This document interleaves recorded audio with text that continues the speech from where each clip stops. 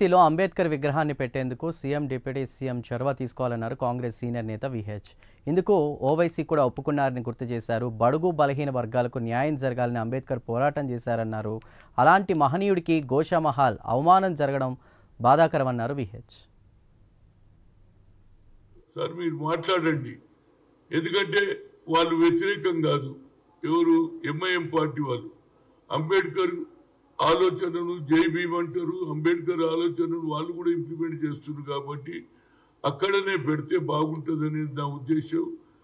ఒకసారి బట్టి విక్రమార్క గారు అసదుద్దీన్ తోటి మాట్లాడితే అది అందరికీ న్యాయం జరుగుతుంది. ఎన్నేళ్ళని పెట్టాలి?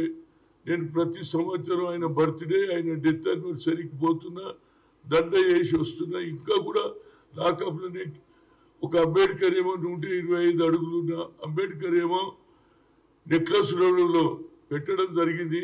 ఇంకో అంబేద్కర్ పడుకొనే ఉన్నాడు కనుక దాని మీద న్యాయం చేయమన్నాడు. తప్పనిసరిగా ఆయన మాట్లాడాలి.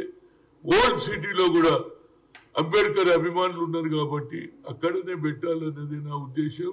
బట్టి విక్రమార్క సార్